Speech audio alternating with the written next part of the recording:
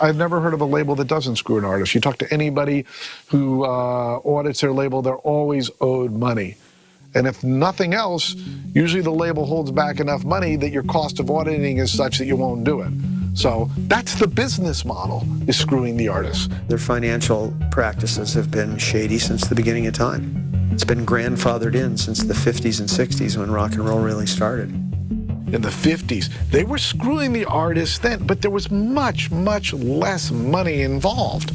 Then as you start to go into the 60s and 70s, the hit-to ratio is so bad that they're saying, hey, you know, we can't pay the hit artist because he's paying for all the bad artists. It goes back to how the music industry was set up in the very early stages of the recording industry, taking advantage of uneducated, easily swayed artists who don't really care about the money.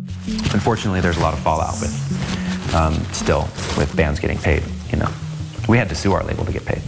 And they've created this strange, convoluted system that you have to be a lawyer to really understand, or a mathematician. A typical record deal is structured something like this. The record label gives in advance, say, $250,000 to the artist to record an album. The artist then records the album. Suppose that the album sells 500,000 copies at $10 each, yielding $5 million. The record label then takes their cut out of the $5 million, typically 85% of the total sales, leaving the artist with $750,000. But before the artist receives any payments, the label first deducts the advance. In addition, the record label recoups other costs such as recording costs, half the promotion costs, half the video costs, and tour support.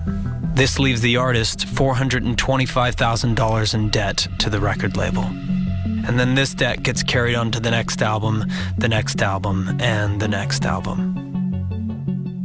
I don't know if most people have seen long-form contracts. They're insane, and there's all these little things thrown in. It's kind of like legislature for a government. They put up this big issue, but underneath that issue, there's like 17 other little laws that they threw in that they're not talking about. So when you say yes to this one thing, you're actually saying yes to like 45 other things. There's a worse one. They used to have damage fees with digital downloads. Digital downloads, like at first they were doing that, like they just trying to get away with murder, you know, just like, let's leave it in there, let's see if the lawyer sees it kind of thing. Some other hidden items that the contract includes are packaging costs. They deduct up to 25% of the artist's cut, known as a royalty, to cover the expense of plastic cases and artwork. This cost is even administered to digital downloads where packaging is non-existent. 10% is deducted to cover breakage costs during shipping. This started in the vinyl era, continued when CDs replaced vinyl, and still applies today with digital downloads. The 10% free goods deduction is an antiquated system where retailers purchase 100 albums but are given an additional 10 albums at no charge. Since the artist is only paid on albums sold, they are not compensated for those free albums. This deduction still continues even in a digitally dominated market. Artists generate so much money for so many people that have nothing to do with the creative process at all. Rest in peace to Chester Bennington from Lincoln Park. That was a dude you saw in there with the glasses. I was talking. Man had 6 kids. Lincoln Park went diamond. So obviously he was somebody that knew what he was talking about here. But rest in peace to you, man. I know you would probably be really loving how the music industry is right now, as opposed to how it was when this video came out in 2014. So R.I.P. Chester. My ducks, my swans, welcome to the pond. My name is Dorian from Group82Music.com, and right here we got a slew of people talking about how the music industry actually works. I want y'all to go back and rewatch this video, and I want you to watch it as many times as you possibly can until you get it, because that's what I did with Donald Pass's book, Everything You Need to Know About the Music Business, or whatever the hell it's called. And that's what I do with videos like these. I keep watching it and I look up stuff to make sure that I understand how all this works. Y'all ask me all the time, like, how do I get this knowledge? How do I understand so much about the music business? Blah, blah, blah, blah, blah. It's because videos like this. And because of videos like this, I would go to YouTube, I would study, and when I saw something I didn't know, a term I didn't know, right? What is tour support specifically? I would go look up tour support and I would watch videos about that. What I didn't know about publishing, what I didn't know about masters, what I didn't know about copyrights or sound recordings or physical distribution versus digital distribution. When I didn't know what a breakage fee was, I went and looked all this stuff up, and that's how I've been able to accumulate all this knowledge. And that's why I'm at the point I'm at now where I'm not gonna sign to a record deal, to a record label. Especially no traditional deal like this. This video came out in 2014. So streaming hadn't really took off yet. So they didn't get really a good opportunity to talk about what streaming does and how much money is coming from that. But a lot of those things still apply. They're still charging artists breakage fees when everybody buys their music online. For those of you that didn't really pay attention, or you might not know, a breakage fee is when we ship the album from the warehouse to the store, to Best Buy, to Target, whatever it is, there's gonna be some that are gonna break.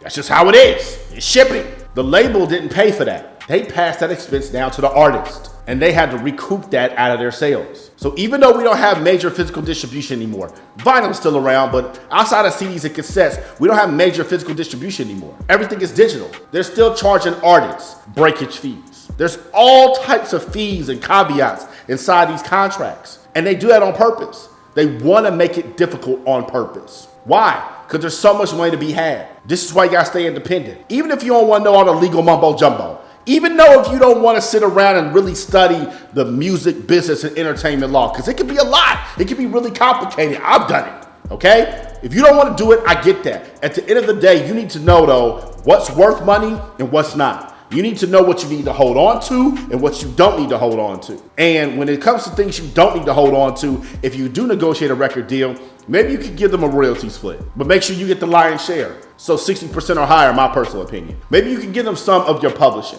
but make sure there's a term date on it. Term date means it ends at a certain point. 1 year, 2 years, 3 years, whatever. Maybe you might give them some of your merch. If they help design the merch and get the merch out there and market it, and they got all the logistics of making sure your merch is getting sent to your fans, okay, I'll give y'all a percentage of that. Maybe you do give them some tour support money because they're setting up everything with the tour.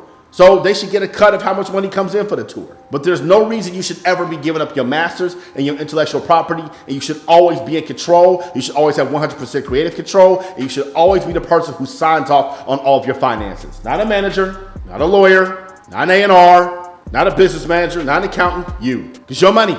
It's your money, it's your future. It's your art. This is the music business. When you sign a record deal, you are right in this system. Whether it's rock, rap, R&B, Spanish music, country, gospel, don't matter. Everybody's going through the exact same thing. Is this what you want? Or do you want 100% autonomy and complete control? Because that's what I got. 100% autonomy and complete control. If you haven't pre-ordered my album, True Support, click the link in the bio, and I'm gonna add you to our Spotify playlist for free. That's usually $249. You get it for $9.99. I'm out the pod. Y'all stay true.